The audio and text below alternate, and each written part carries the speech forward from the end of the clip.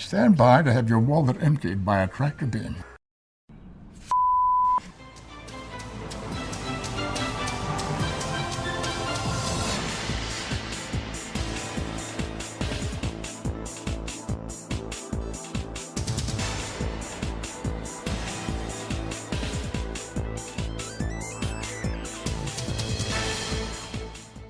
Hello and welcome to Altered Geek Unlimited, episode 92. I'm your host, Steve Megatron Phillips, and joining me this week is... Michael Boothninja Powers. Hello, hello. Hi, how you doing? Pretty good. Been up to anything interesting? I've been doing the superhero class thing still. That's almost over. We get to... we had to design our villain this past week. And then this week we get to come up with a plot line and why they're fighting the hero and villain. So it's kind of interesting. And then I'm guessing for the final part of the project, you have to like come up with like a one-shot comic type thing. Do you have to do art and everything for it, or? They have this website called Hero Machine for the artistically inclined people that can't draw people. So, which would be me. I can make goofy graphics all day long, but I cannot draw. Unless it's like a website or something that's boxy in format. I could draw a transformer before I could draw a person. So squares. You're really good with squares. I can use straight lines really well. Well, that's okay. That's why I can... I in middle school, I pissed off the art teacher because we were supposed to do self-portraits. And you drew yourself as a square. No, I drew Rodimus Prime from the animated movie. I brought a like 2x3 inch picture, and then I blew it up and did like a, I don't know, however big it was like a 2 foot by 3 foot image. He wasn't very happy with me. I used to be really good at, I guess, I don't know what the professional term for it is, but the best way I can describe it is called transcribing artwork. Like, I could reproduce a drawing from, like, a comic book or, well, pretty much anything that was drawn, I could reproduce it. Like, freehand, not tracing it, but freehand. Yeah. I know there's a technical term for it, and Joe Reed probably knows what it is, but I just consider it transcribing artwork. I used to be pretty decent at that when I was younger, but I used to be able to look at action figures and draw them too, but... That I couldn't do. I used to draw some of my Star Trek figures that I had. I remember the last drawing I was working on, and I don't ever think I finished it, but the last thing I ever remember drawing, like actually sat down and was taking time to draw, was a picture of Colossus from the Fatal Attractions X-Men series. Mm-hmm. Where he was a quote unquote bad guy. Had like he had a pretty cool looking costume. He had like this flowing red cape. He looked, like a badass. And that was the last thing I remember drawing. I don't know what like changed in my life at that point, but that was like the last thing I remember working on. I never finished it. That was, man, 17 years ago. So like now, like I've made like other attempts to sit down and draw things, but usually they end up looking like a child's finger paint. So I usually don't spend too much time on it. I don't know. I like to try and give direction as to like what my vision for something is, and then have somebody else make it. Yeah, that's usually the easier route. Well, you find the people that are good at what you're trying to do, and then you have to be able to tell them what you're trying to do so that they can do it for you. So you mean what TFG1 Mike does to me every week? Well, I mean, I was kind of like how I asked you for help on the website that I'm working on Tuesday. It's like I know what I want to do, um, but I'm not familiar enough or patient enough to do it. Or working with Joe on the artwork for Geek Stuff Garagecast. It's like I have an eye. He's better at drawing than I am. I mean, he's an art teacher for crying out loud. Uh, And I bought some of his art. It's good. but I can do like sketches or tell him what my idea for a banner or a logo is, and then he can run with that then after I've like told him what I wanted. So I don't know. That's kind of how I work now. It's like I just kind of surround myself with people that can do what I can't, and then I get them to do what I want. So luckily, I have nice friends, and that willing to spare their time. Yes. But yeah, other than that, that's pretty much all I've been doing, and then kind of gearing up for Grand Con, and then there was another convention I was kind of looking at, trying to get passes for, and it takes place in August, and it's somewhere in like the Detroit area of Michigan. I just can't for the life of me remember what the name of it was. Can't be the Motor City Comic Con because that just happened. Yeah, that one always falls on my anniversary weekend, so I can't go. Because I know I can get passes to that. It's bad timing. I think next year it will actually fall before my anniversary, yeah. So I would be able to go. They're not on the same weekend for once. No, I can't remember the name of it though. I was trying to find it today, and for whatever reason, I lost complete track of it. And I thought I had saved something to where it was and didn't.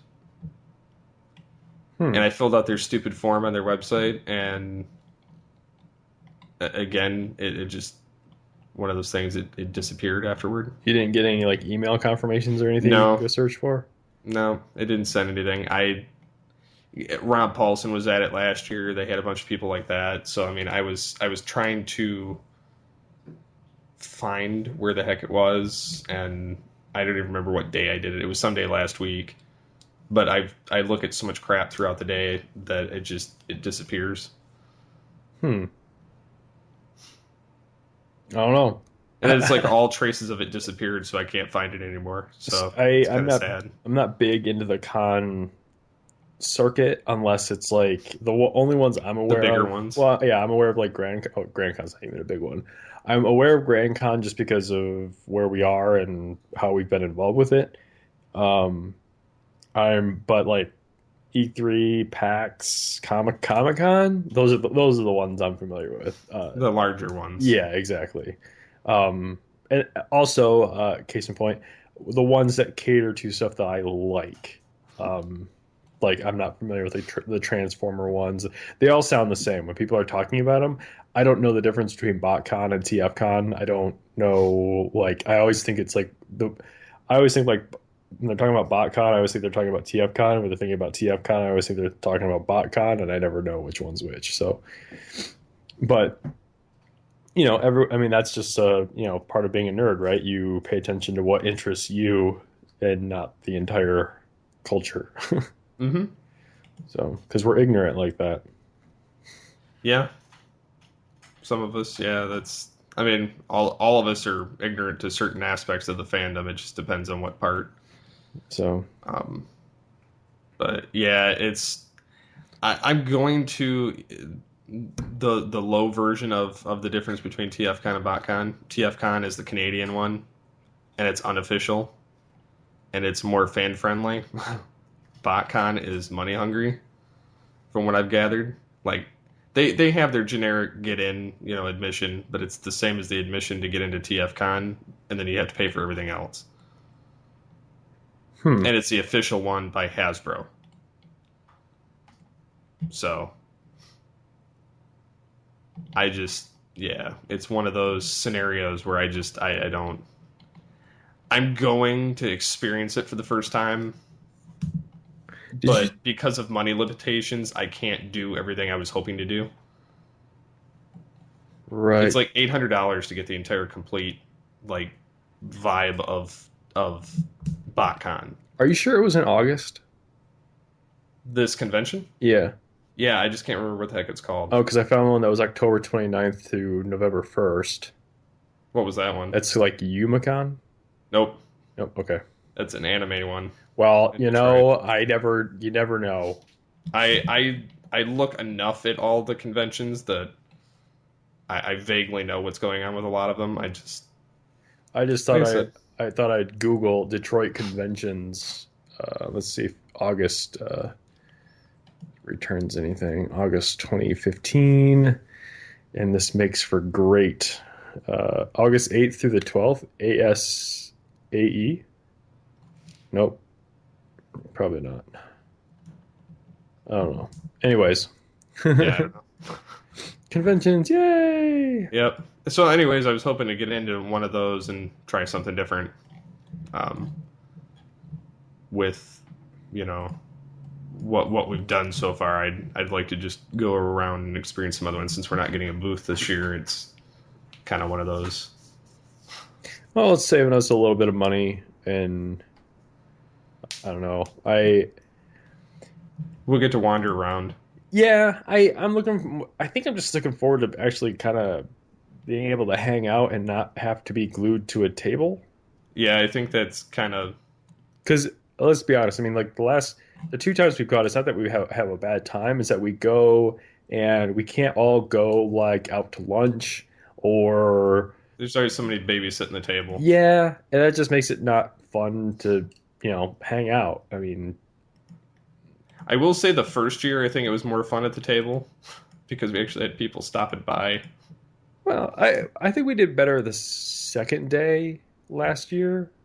When we had, unfortunately you were there. The one day you were there, we didn't do that great, and the next day we were People there. showed up. Well, what we did is we had Joe bring all of his controllers from home, so there was something there to grab people's attention as they walked by, and we were able to like talk with them about it. We even did like a poll for the Off the Cuff podcast about what controller was everyone's favorite.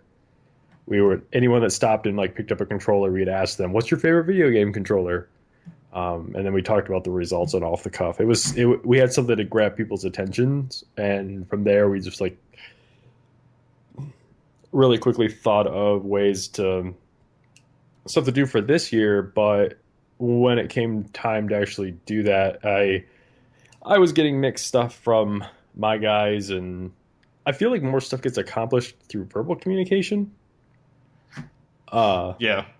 Like them through like messaging, and that's one of the things I'm trying to do now with my guys, and like especially like on Tuesday when I asked you if you were like just available for a second, like I got way more done, in like the 30-40 minutes that we were on Skype with my site than if I had like tried to do that with you through Twitter. Mm-hmm. Yeah, that would have taken forever. So, but yeah, next year I think we'll be better prepared. We're actively, I mean, from a Geek Stuff perspective, we're Joe doesn't like this word because it sounds corporate to him, and it is kind of corporate. But there's the whole synergy thing going on with the Geek Sale and the Geek Cast. Yeah. And Joe and Danner are actively out there, like hitting, like their comic book store. Like I'm pretty sure you've listened to episode 1, maybe. Yeah, I did. But we're going to be running like ad copy for like the comic book store Tardy's out in Grand Rapids. Mm-hmm. When they have specials and stuff like that. And Joe wants to do something where he is going to go out and potentially interview collectors in the Grand Rapids area. Cool. Or like the Michigan area. He wants to come up with a list of like 20 questions or something like that and sit down and do like one-on-one interviews with people that are collectors or that run the collector shops in Michigan to like spotlight them. I think the guys, like, I just want to do a podcast and I want to do something where I hang out with my friends, but I think Joe and Danner have jumped on board in terms of making it like the homegrown podcast, like, Made in Michigan podcast.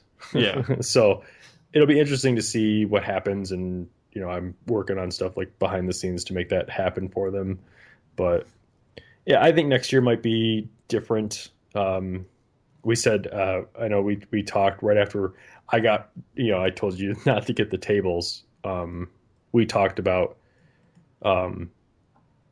actually, doing something next year, like getting tables for next year and stuff like that. So, but we'll see what happens, because it could come up again and be like, no, never, not going to happen. So, Yeah. Never know. So, have you been up to anything else? not really. Just kind of keeping up with the news on stuff lately, and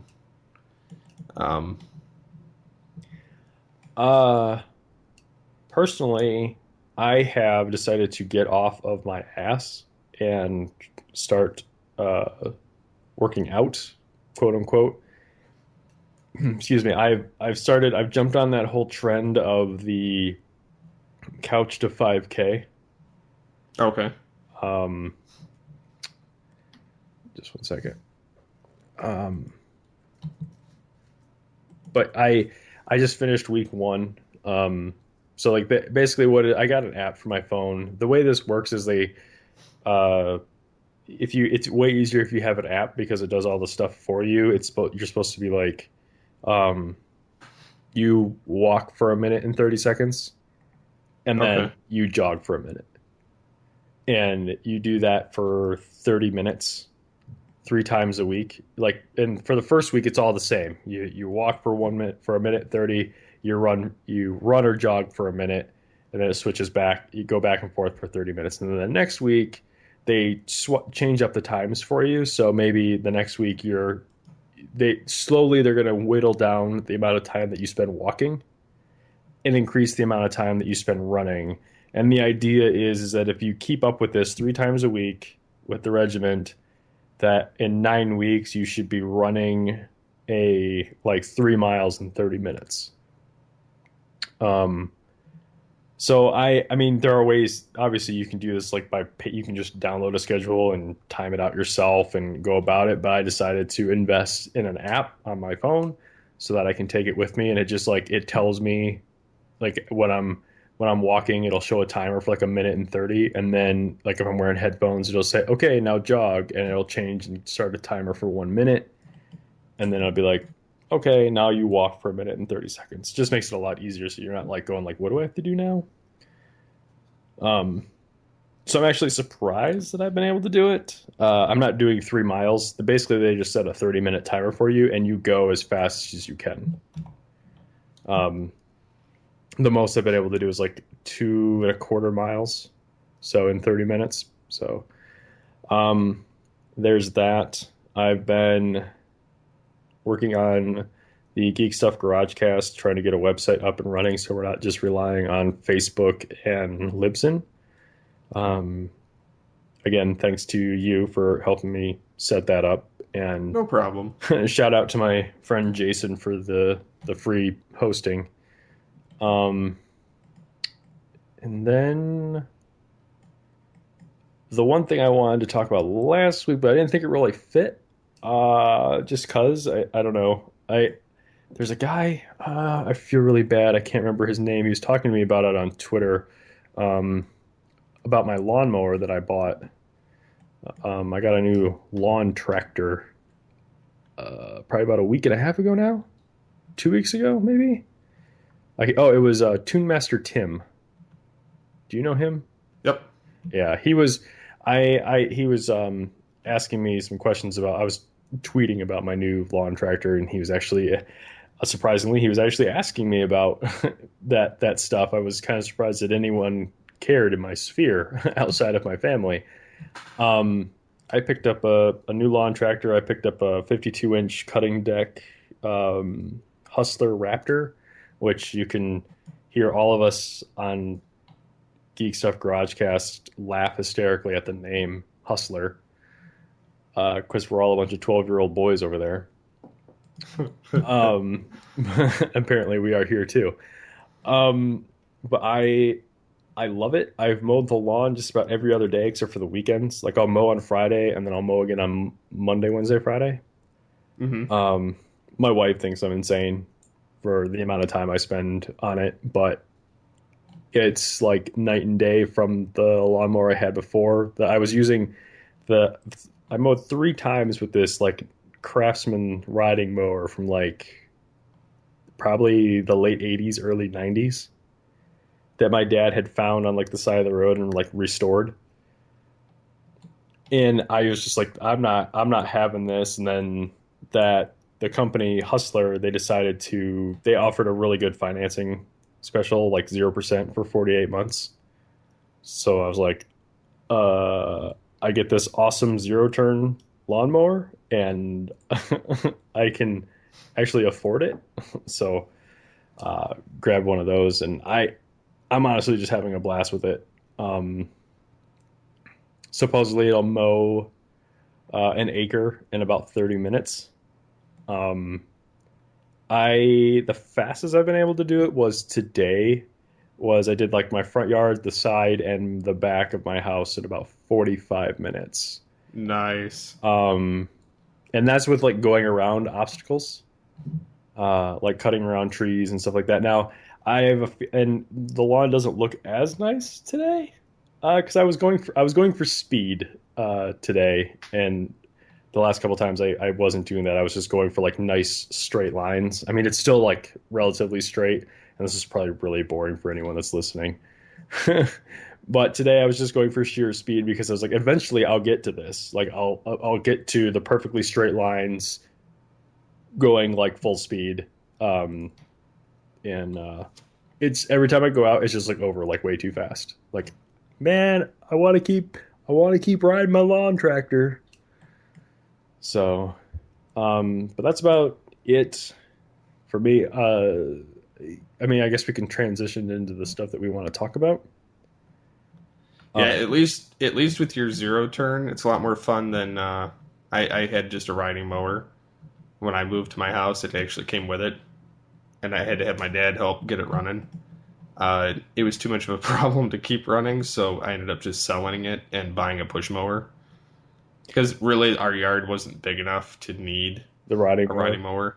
But it was kind of counterproductive because it wasn't the 0-turn. I wasted so much more time circling back around to hit like this little sliver of grass. Yeah, that's so I just was like, yeah, no thanks. That's one of the reasons why like even with the big yard that I have, and I'm pretty sure I get this from my dad, who like takes massive amounts of pride in the way that his lawn looks. Like he taught me like how you mow the lawn so that it looks nice, like all the different like cuts, and that you cut a different direction each time, and so all this stuff. And for some reason, like I only gave it like 3 or 4 times with the riding mower, but I could get the nice straight lines. But when it came time to like, turn the tractor around, it looked like I was a crazy person driving across my lawn. And the only way to make it look nice was to waste tons of time cutting across the lawn to make another cut. Like with the 0-turn, the 0-turn works a lot like a push mower, right? You can just turn right back around. Yep. And start cutting again. And that makes it look super nice, versus the riding mower, you have to have like a huge turning radius, and it just doesn't. It's almost like you have to like go back around and then just sliver back around and follow the same path just to make it look decent. Yep. But one of the things I started doing at the end was I would do 2 cuts around the outside, and then I would divide my yard in half. So like I would go down one side and I'd cut across half the yard and mow up the other, and then come over like half the yard and cut like and do it that way. Mm-hmm. So at least it was kind of a 0-turn thing, because I wouldn't be traveling across my yard to make a cut on the outside. It'd be almost cutting continuously in kind of like this like circle-ish thing, like smaller, like cutting my yard in half. It's hard to explain. Anyone that's mowed their lawn probably knows what I'm talking about. But with the zero turn, it's you just go down and you flip it around and you come right back up the same way that you right next to the line that you just made in your yard. I will say I feel a little weird mowing my front yard with it because it only takes about 5 passes. So Still, that's cool. but it's really nice. And I guess the big thing about the zero turns is that they're not regulated by the government. Really? Riding mowers and push mowers are regulated to where the blade, it's called the blade tip speed. Now, I was sold this. I don't know if this is a line on bull or not, but I was sold this by my dad, so I tend to believe this and the marketing speak on the website and by the dealer that sold me the tractor. Push mowers and riding mowers, the blades can't, at the very end of the tip, the blades can't spin any faster than like 10,000 RPM. So that's called the blade tip speed is like 10,000. And on the zero turn mowers, they go like their top speed is almost twice as fast as a riding mower. Like I'm talking to just like straight ground speed, and the blades are unregulated. So the tip speed on my zero turn and other zero turns is like 18 to 19,000. So the blades spin like twice as fast as a riding mower. And I have no clue why one's regulated and the other one isn't, but I just know that it cuts the hell out of my yard. And unlike the Craftsman, and this is the last thing I'll say, so we're not boring too many people. Unlike the Craftsman riding mower, the grass doesn't come out in like, when I first started mowing my yard. Yeah. When I first started mowing my lawn, I waited just a little bit too long to mow it the first time. And it looked like I had a farm because the grass would come out the side of the deck, but it wouldn't shoot it. It would just like, it would hit the grass like laying next to it and just like stick there. So it looked like I had a farm and I was like doing like bales of hay or wheat, like just knocking it down. And you could see where I had like the lines that I had mowed because there was a pile, like a line of dead grass going up and down the yard. When I switched to using the zero turn, it took that stuff and shot it across the yard. I have not seen it. It does not generate clumps of any kind. It just throws anything that gets underneath the deck. It just throws it out the side. So at least it lays evenly across the yard. So it can like dry out nicely and become fertilizer again. And in my defense, when I've used it, I've only mowed the lawn once. I do one pass on my lawn, but it mows so fast that in the future, when I get better at it, I feel like I could do 2 passes and there would be no clippings left. Like I all of a sudden know why, landscaping companies, the lawns look the way they do, where it's like they've got the straight line and then they have the diagonal cut. Like one of those, I don't know if it's always the straight one or the diagonal one, but one of those is just to take care of all the clippings that you just made with your first pass.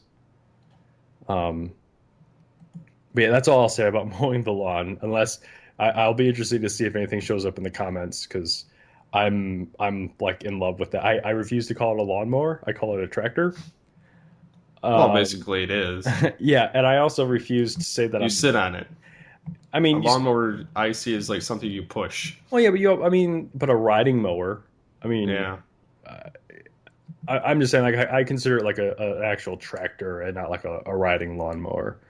Because I feel like that's a disservice. I also feel like saying that I'm mowing the lawn with it is a disservice. I prefer to think that I am styling my lawn. You're giving it a haircut. So it's a lot of fun to drive. I'm open invitation, Steve. If you want to come drive it, you're more than welcome to. So that's all I'll say about that, and that's all I've been doing. and I can use this to transition into like talking about topics because if you don't mind, the only other thing I did this week is I hit my breaking point with Batman Arkham Knight. Yes. I think it was Tuesday. I was at work, at the theater, working on stuff, and I stumbled across an article earlier in the day on Polygon, and it was an opinion piece by Ben Kuchera, and I apologize if I butchered his name, but the headline was Batman Arkham Knight is the latest release to give the finger to people who buy at launch. And basically, I don't have a problem pre-ordering a game. Pre-ordering games is not an issue to me. It's the season pass and the DLC announcements before a game comes out. That's the stuff that bothers me. But what this article did is, because I pre-order almost everything from Amazon just because I like it being shipped to my house on day one and I don't have to do anything. It just comes to me because I'm lazy like that. But anyways, I believe it started on Reddit, but they posted an article containing the same information on Polygon, and it was basically no version that you can get of Arkham Knight is the complete version of the game. Like, not even like the $100 collector's edition or the serious edition or anything like that. None of them has everything. And they broke it down to where, let's see, if you pre-order now, you can play as the Red Hood. And that's a GameStop exclusive in the Red Hood story pack. If you pre-order Arkham Knight now, you can play as Harley Quinn. I think that is just what you get for pre-ordering, period. And then there's the Arkham Knight limited edition. There's the Arkham Knight Serious Edition, which has other stuff. Let's see. Oh, yeah, okay. The GameStop exclusive is the Red Hood Story Pack. Best Buy exclusives. The Wayne Tech Booster Pack. Explosive Gel Takedown. Set traps to knock out enemies remotely. The Area Juggle. Strike an enemy in midair with massive damage. A weapon upgrade. Increase the devastating power of the Batmobile. And Batarangs while gliding. Launch multiple Batarangs while in midair. So you just took gameplay mechanics and made them a pre-order bonus.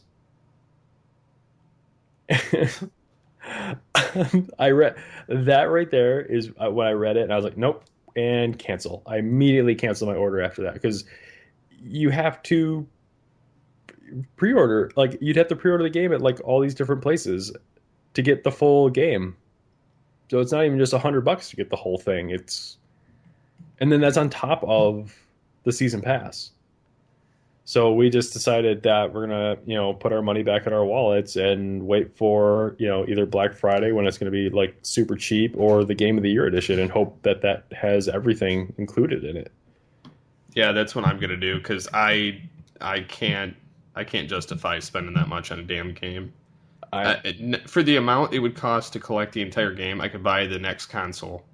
I mean, this is just like. This is on top of the whole tag team mechanics, which I'm not a fan of, the Batmobile, which I don't understand the point of it. And just like a couple other things about the game that I was just like, this isn't doing anything for me. This was like the straw that broke the camel's back. So I tweeted it out. I tweeted to Rocksteady Games and Amazon and PlayStation and Warner Brother Games. And I said, you guys are just asking too much. Canceled my pre-order. Obviously none of them say anything back to me because they don't really care because they're getting enough. I think it'd be hilarious though. They're getting enough everywhere else, like one guy like canceling a pre-order is not going to make any difference to him. But this isn't just like a video game thing either, because we talked about this real briefly on the Geek Stuff podcast, but Star Trek Into Darkness did this too. Each retailer had a different version of the movie, like with special features. Really? Yeah, like I remember we talked about this on like Altered Geek a while back. Like if you wanted the commentary track, you had to get it from like Walmart. But if you wanted like behind the scenes stuff, you had to get it from Best Buy, and it didn't come with the commentary track. It was messed up, and the same thing also happened with one of the Transformers movies. I want to say it was Dark of the Moon. Like there was one Dark of the Moon, I think had IMAX scenes, and in order to get the version of the movie that had the IMAX, like that would flip back and forth between 16:9 and IMAX at home, you had to buy it from Walmart. If you got it anywhere else, you got just the standard theatrical release, this it's all just a big freaking mess. Yeah, this is why. I mean, I was gonna wait anyway because I don't like the fact that they're like, oh, you know, pre-order now and then you'll unlock these story packs that should already be in the game if you're already throwing it in there. I don't know. I just like when it's a money grab than that. If they're gonna do that, they might as well charge $20 for the damn game and then start tacking on from there. See, I like pre-orders to me. I don't feel like pre-orders are the problem for me personally, because pre-ordering is just something like it's ingrained in me. I've been doing it for like ever since like the mid '90s. I've never done it, but that's because if I wait a couple days after the game comes out anyway, I'll still be able to buy it.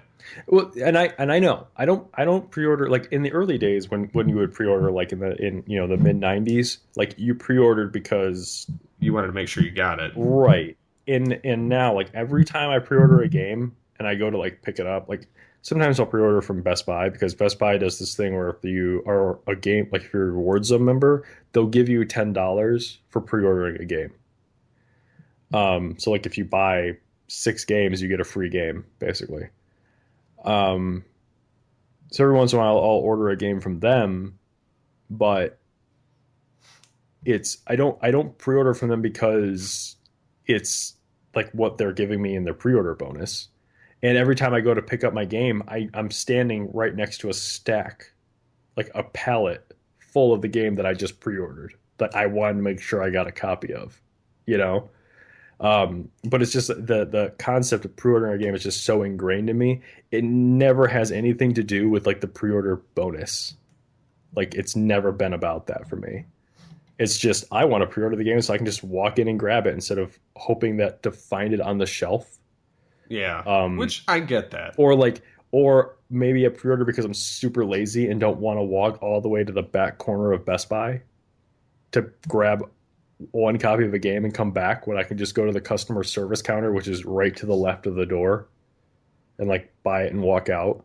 Like I pre-order more out of convenience than anything. So I've never had a problem with that. I don't frown on people who do, but like I guess I can see. But now like pre-ordering has become this thing where the developer or the publisher, I'll say, comes up with this material and companies bid on the material for their pre-order bonuses. I understand why they do it. It's to entice people to go to buy the game from GameStop rather than Best Buy, right? Mm-hmm.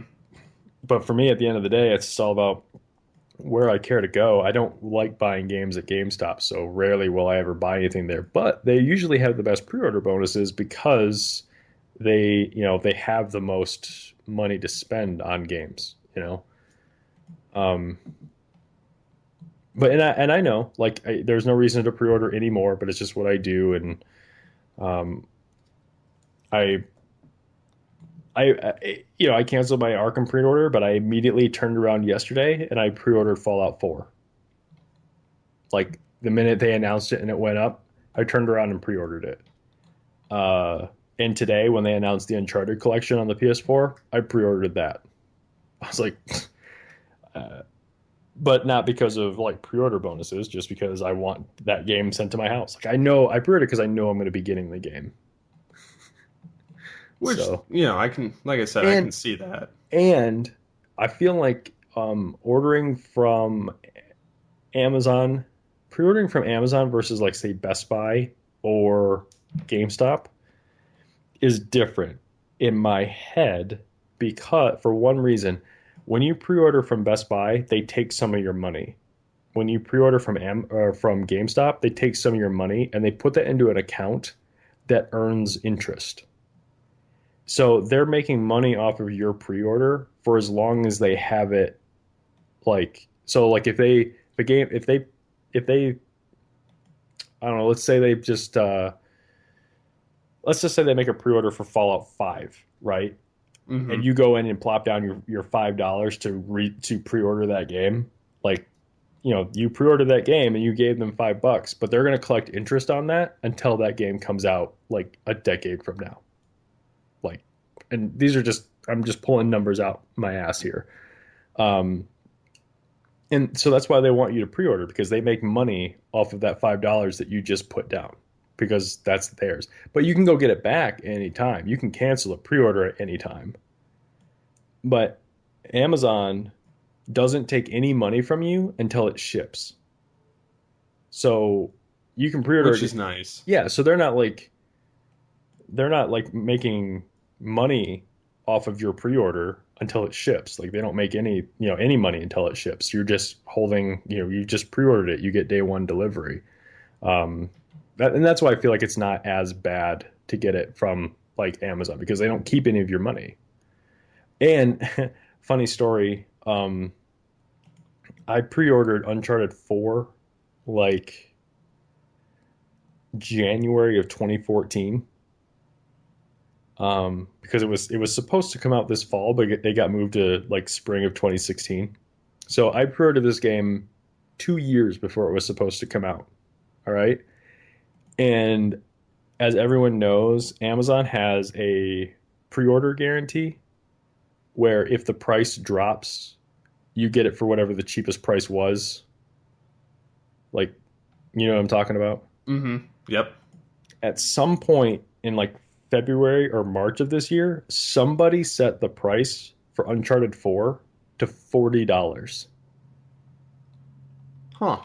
And I had it in my cart already for a year. So I get a brand new copy of Uncharted 4 for $40. Can't beat that. So, but I don't know. It's an interesting discussion. I mean, again, my issue is with DLC and the season passes being announced, and we've talked about this ad nauseum. And I know we're going to talk about it again on Geek Stuff eventually coming up, and that's where my issue is. Just don't announce that stuff before it comes out. One of the most refreshing things about the Fallout 4 trailer was that it was a trailer, like it was a reveal for the game, and I believe it ended with a pre-order. But it didn't say pre-order now to get this. Yeah. It just said pre-order now. Like, and that was we'll wait and reveal it later. Yeah, I mean, it's a Fallout game. You know they're going to have add-on content for it. But it was nice to see them be like, here's our reveal, pre-order it now. And without any like gimmicks attached to it. It was just nice. It was the way like games used to be. So, but that's all I've got. Yeah, the only thing I'm going to tack on is I totally agree with the guy that wrote the article on Polygon, saying that once again, buying at launch is the absolute worst value in every way. There will likely be a complete edition where you're given all this content in one go for a price that's lower than $60 at some point in the future, and I'll buy then. And to go with that, I feel like this generation has been really bad for games. I don't know what it is. I've had a lot of offline conversations with my friends about this. Like, it's been real slim pickings. I feel like this generation, while the consoles are showing really well, there has yet to be like a compelling reason. So I'm not worried about like picking up Arkham Knight at a later date, because the release calendars are so thin right now that whenever the Game of the Year collection comes out will be the perfect time to play it, because there probably won't be anything else to play at that time. Probably right. And my wife, who just got into the Arkham games, like, she was like, why did you cancel Arkham Knight? I really want to play that. I was like, you have 2 other games to get through before Arkham Knight. Has she played Asylum, City, and Origins. No, that's what I'm talking about. She played Asylum, but she has not played City or Origins yet. Oh, they keep getting better. So I was like, you have two other Arkham games that you need to finish before you get to Arkham Knight, so we can wait. By the time she gets done with those, then Arkham Knight will be in Collector Edition, and There is supposed to, well, there will be that. Also, this fall, another collection is supposed to happen. They're supposed to release a remastered version of Asylum and City, and I'm looking forward to those. So I've been holding off replaying them because I want to see if they come to the PS4, because I don't know if I could handle playing anything on the PS3 at this point. I actually I had to do it. I actually got rid of my Asylum copy only because the game mechanics suck in that compared to the other games. The story is so much better, but the mechanics of it, I couldn't sit through it again. See, I could get rid of my copy because Sony gave me a copy for free. So I still have my I physical could buy copy. they sell a combo edition anyway of City and Asylum. So if I really wanted it again, I could get it. Well, at least one of those is a good game. Yeah. Well, I liked City, but that's because I liked all the additional stuff you could do in the game, and the fact that there was replayability unlike Asylum. Once you beat the game, there was nothing else to do. Well, you could go back and like just explore the island and get the rest of the stuff you missed. Yeah, but then it's kind of it's more eerie to me because there's nothing there. True. I'd rather there was somebody coming after me at some point, because at least then I'd be ready for it. See, I always find that kind of thing annoying when I'm trying to when I'm like trophy grinding or just trying to explore. I hate getting attacked. Like, It's worse in Origins than it is in City. I beat Origins and then stopped playing it.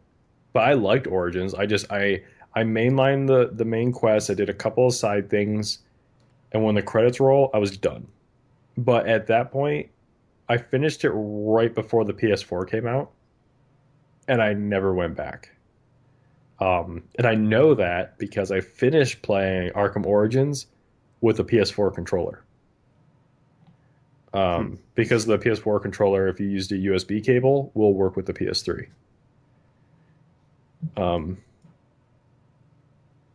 Speaking on that, I actually did my first modification on something.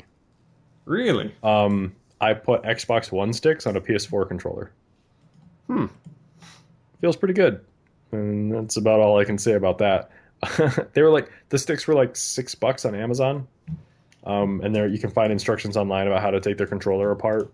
But yeah, the PS4 and the Xbox One sticks are interchangeable between controllers. So, but yeah, that's all I've got. What do you want to bring up next? Well, I figured we could bring up the Amazon free shipping, even though it's like a very minute level thing that they're trying to make out to be this huge deal. Let's just turn this into the question of the week here, okay?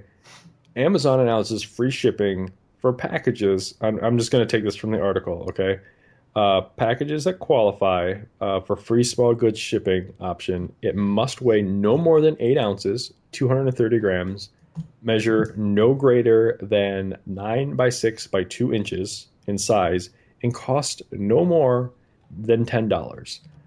What on Amazon fits into that criteria? That is my listener question.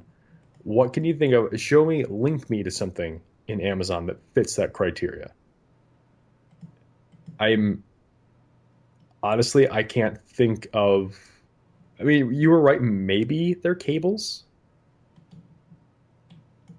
Because I know Monoprice, the Monoprice sells like stuff for like less than $10 that would fit into that. And Yeah, I know the Amazon Essentials, this must be for like cables and stuff like that. And again, it's gotta be less than $10, so it can't be a thumb drive. unless you got a really low thumb drive. Yeah, one that you would never use. I don't even think I think like trial size soaps and stuff like that are less than 8 ounces. It's just so weird. It's like it's like, yeah, we offer free shipping if it fits into this criteria. Find something that fits this criteria and we'll send it to you. That's what this is. Find something that meets this criteria and we'll ship it to you for free. It's like saying explore our site and then we'll make you buy something else. That's exactly what it is. In fact, I'm going to see the soap that I was looking at the other day. I'm going to see if that even fits into this criteria. Let's see. The soap that I was looking at is, because I'm a soap freak, 16 fluid ounces. A bottle of soap doesn't even fit into this category. That's sad. I mean, the trial size stuff might. It's so weird, man.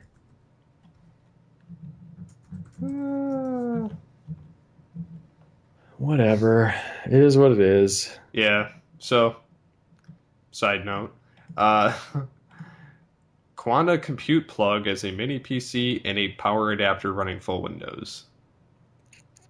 Basically, you plug it into the wall, it powers it, and then it's got two USB 3.0 ports and an HDMI port on the underside. And you're supposed to be able to plug it into your TV to make it into a smart TV that runs Windows. Uh-huh. And you talk to Cortana. I feel like I don't know why they just can't do. I mean, obviously I know why they don't. It's because it's free to use Android. Like, why don't they just make a TV OS, but nobody wants to pay for Windows? It doesn't have to. I don't see that my issue with stuff like this. While it's cool, like I don't need another thing to control my TV because it's never going to work. An overlay never works as well as something that's integrated, ever. Yeah. And not to mention, this thing looks like a piece of garbage. I don't see how it even works. I mean, you're not going to be able to do anything with it other than like it's a Netflix streamer built into a box is all it is. Or it's a media playback device built into a box. I'd like to see like on-screen stuff, I guess, before like completely writing it off. But yeah, I mean, I'd be interested in finding out how it exactly works. Because you might even be able to plug in a wireless chuck underneath it for keyboard and mouse, and then have it HDMI to your TV. Because I mean, it could be halfway decent. I would be more interested in this if it had an HDMI in and out. Like if it totally overwrote your TV. Yeah, like the Xbox One does. The Xbox One has an HDMI in and out, so like you control your TV with kind of like you would your cable box. Yeah, it provides an overlay. You can say you can tell your Xbox, show me the TV guide, and it shows you the Xbox One version of the TV guide, and you surf that way, and it has like an IR blaster that will change the channel on your TV for you to that stuff. It also allows you to do like you can, I don't know, you can, for if you ever wanted to, you could snap like Twitter to the side of your screen. So while you're watching like Arrow, you could be watching all the tweets fly by for Arrow. That would be kind of cool. Like if it was that kind of a device, because one of the things about the Xbox One that I would set my Xbox up that way where use the HDMI in and out, but I never do because if I ever just want to use my TV, the Xbox has to be turned on as well. It doesn't have a passive, like the pass-through is an active pass-through. It's not passive. So it has to be powered. So like that's so much stuff that you have to turn on just to watch TV, and you're wasting electricity powering your Xbox just to run an HDMI port.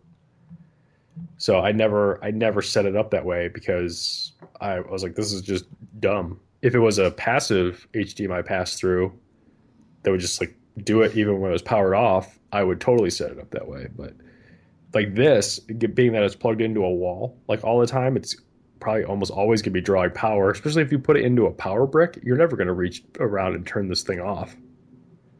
So Yeah. so why not have an HDMI in and out? Like, who needs the USB ports? Like, there's no practical application for this thing. You put it in a power strip, you're not going to plug two USB devices into this thing. Like, you're going to plug it into a power strip in your entertainment center and never see it again. I think, honestly, thinking about it now, the better thing to do, especially with what they're aiming this thing for, which is like the Netflix streamer and being able to control your TV with, Cortana, it should have had an HDMI in and out instead of the USB ports. Because Bluetooth, baby, you can do anything with Bluetooth. Well, you can control it with Bluetooth. Right. So why do you need the USB ports? And you have Bluetooth mice and keyboards. So Yeah.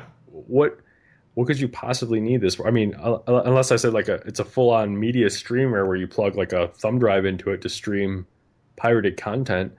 But again, you plug this into a power strip that's hidden behind your entertainment center. Come on, honey, let's go watch some Arrow that I just downloaded. All right, let me pull the TV out from the wall and plug this in. Yeah, I don't know. Is it Wi-Fi enabled? They don't even say that. It doesn't say anything. I'd be curious to know more about it. I'll just stick with my Sony Blu-ray player. There you go. That's got Netflix and all the other stuff on it that I could use. And then my shows that I've downloaded to my flash drive, I'll just use that. Yeah, I'm going to stick with my Apple TV and my PS3 and 4. I mean, I use my Apple TV for all my streaming stuff because I like to use as little power as possible. So I usually I say this, I like to use as little power as possible. So I use an Apple TV, my TV, which is a smart TV, and then my stereo for surround sound. Even when I'm watching TV, like I still use the stereo for surround sound. So like I said that there's no way that I never turn, like, my stereo is always on. If the TV is on, the stereo is on, because then nothing works. So, I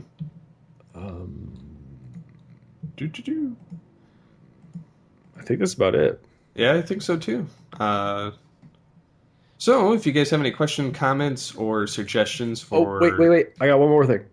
Sorry. I want to bring this up on here because I brought it up on Facebook and Twitter, and I don't feel like it got the proper acknowledgement that I was thinking it would get. Why is nobody talking about Batman having a sniper rifle in the Batman versus Superman trailer? Yeah, I was wondering about that too, but... Like... Batman doesn't play with guns, but... They're rubber bullets laced with kryptonite. I mean, it's out there. Like, it's been there for almost 2 months now. Like, and yet everybody lost their shit when Superman snapped Zod's neck. But, like, no one's, like, mentioned this. Like, I didn't even notice, like, the first time I saw the trailer. I noticed it when I went to see Age of Ultron is the first time I noticed it. I noticed it, but I was chalking it up to, like, he's just, like in Dark Knight Returns where he, is using his rubber bullets. Well, it's when I first saw it in the movie, I thought it was like the antenna on top of the tower, because it could be confused for that. But it's got a scope on it. Well, I mean, which could be it looks like an antenna on top of a building. But yes, it is a scope. If you take like the screen grab that I took, it is the scope. I have it for you. I don't know if you want to put it in your episode post for everybody else, in case everyone's like, he doesn't have that. But yeah, they can watch the trailer again. I feel like I think it's either going to be kryptonite bullets, which one of my friends said that Superman's like too fast for that. But my retort to that is he can't dodge something if he doesn't know it's coming. Hence the sniper rifle. Which of course then Superman then goes, well, he has super hearing, and that is why I hate Superman. Doesn't mean he can't get hit. Right. Or it's like Dark Knight Returns and it's a grapple rifle. Yeah. Which could be, but the other thing too is they've released today that Batman's going to have a blade laced with kryptonite. That's fine. I mean, I want to know. I guess I want to know what people's thoughts are about this. Why it hasn't been a thing. I mean, did people just like gloss over did they write off the Batman vs Superman trailer just as ho hum? Um, I'm not saying like this is I'm not holding this like against the movie or anything like that. I kind of followed this up with like a tweet. Not followed it up. My previous tweet before this about the Batman vs Superman was I was trying to say something negative about what's been shown about the movie, and the only thing negative I can think to say about all the rumors and given all the rumors and what's been shown, the only thing negative I can say about Batman vs Superman is that Superman statue in the trailer. Why does it have to be CG? Like, they couldn't have paper machéd a statue. That's like the only negative thing I can say. Yeah, I don't know that it. I like the kind of ending that the Shia LaBeouf version better, where it's got the statue and it says "just do it" or whatever. Because the video where he's in front of the green screen losing his shit, going, you could do it, blah blah blah, and just screaming at whoever it is, and it's a funny video that somebody put together that green screened him into the trailer. If you want to find it, just Google it. It's not hard to find at this point. So yeah, that's all I want. I want to see if we can get more people involved in that discussion about the gun and what they think. So I think he's gonna blow Superman's head off. It would be funny though. So, if you'd like to get a hold of us on the show, you can do so many ways. You can contact us on the website post, geekcastradio.com. You can get a hold of us on Twitter at Altered Geek. My Twitter handle is at SCP21. Mine is at Boothninja81. So, until next time, get altered, get geeky with the Altered Geeks. Bye.